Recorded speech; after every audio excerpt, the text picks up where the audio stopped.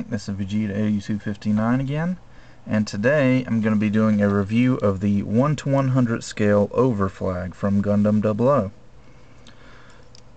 Alright, for colors, you'd think it was mostly black, but actually it's black and a very, very dark gray. A good place to see that is here on the legs, although I'm not sure if you'll be able to see it on the camera or not. But the sides of the legs here are black, whereas the front piece, the shin, is in a very, very dark gray. The knee armor as well is also in gray.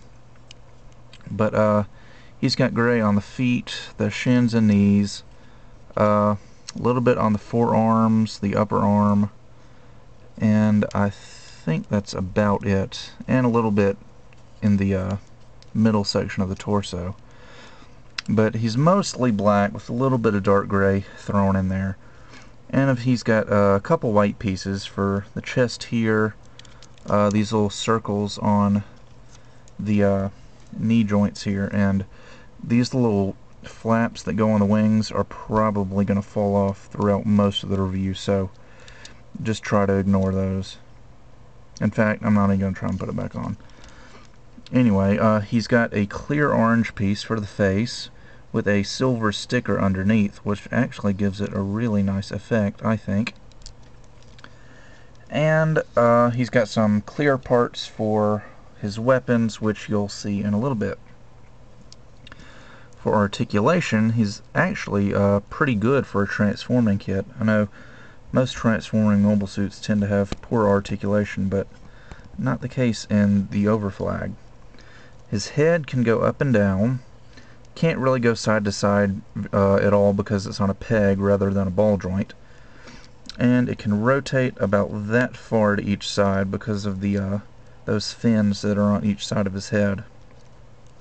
Oh, I forgot to mention, these fins right here aren't actually white plastic. The white part is a sticker. But his torso can lean forward, although that's more for the transformation than actual articulation in mobile suit mode, because as you can see, he's got a little gear in there that when his torso moves forward, his head folds down as well, so that's kind of annoying, but it works well in the transformation. His torso can rotate 360, although you'll have to be really careful not to let the arms and wings knock up against each other, because they will very easily. Anyway, he's got pretty nice shoulder articulation. He can go, look, another one of these fell off. He can go up and down. Another piece just came off. That's one complaint I have about this kit, is that it's got a lot of parts that are just out there, like these wings, and they tend to fall off easily. Anyway, back to articulation. The arms could rotate 360. Well, technically they kind of can, but the wings in the back really kind of get in the way. And the shoulder armor is separate from the shoulder joint, so it can go up and down on its own. The arms can go out about that far. And there's rotation below the shoulder. It's only got one joint at the elbow, but it bends a little more than 90 degrees. And he's got ball jointed wrists, so they can actually move in and out a little bit, actually more than most other mobile suits. So they can wiggle and rotate. And the hands, of course, don't move. They're just two halves that you put together. For leg articulation, he's actually got a really unique hip joint. The hips are connected to this little backpack on his butt area, and so yeah, it's actually like a little ball joint that hangs down and connects to the back of the leg rather than on the inside. So his legs actually aren't connected to his torso, they're connected to this little jetpack here. But they're still pretty flexible. They can go really far forward, really far back. That's because of the transformation. The knees can bend at one point, and they bend about 90 degrees. The knee armor can go up and down a ways.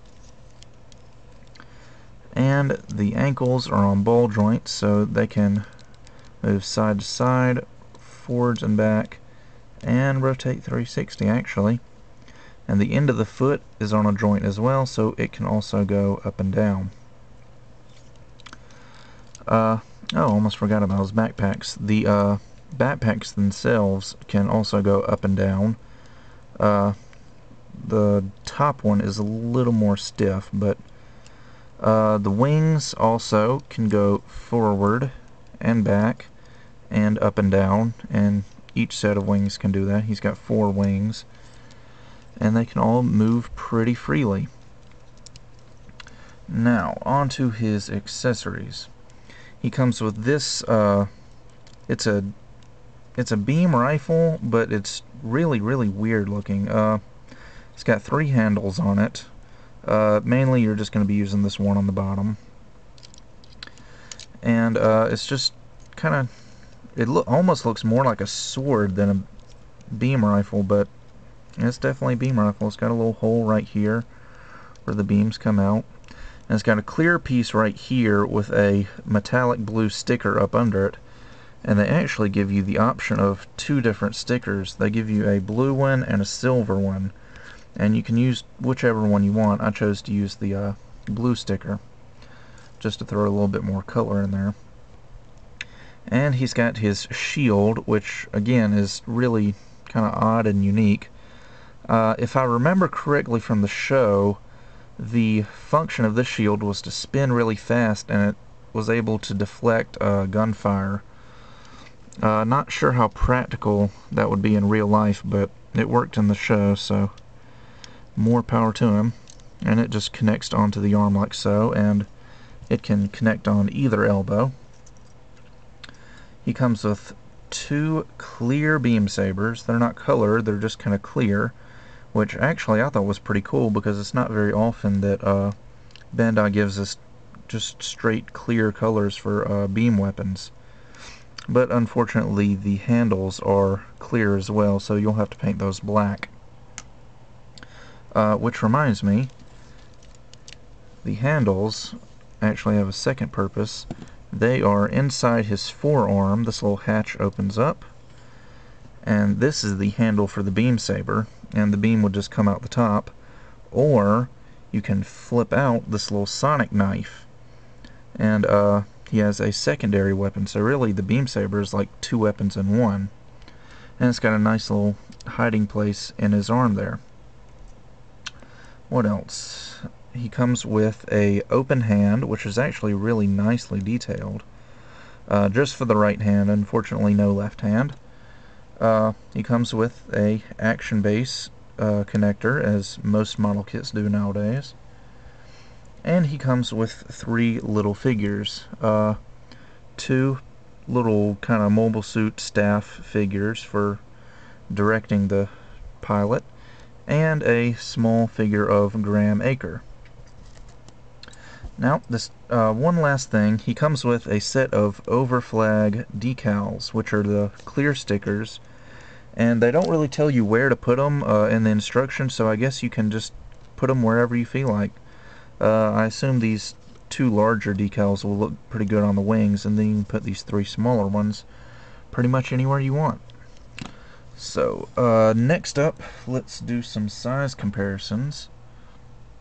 Here he is next to the Master Grade Exia, and I think that the proportionally the 1:100 scale Overflag is a bit smaller than its 1:144 scale counterpart, because I remember seeing some reviews of the 1:144 scale Overflag, and it was much bigger than the Exia.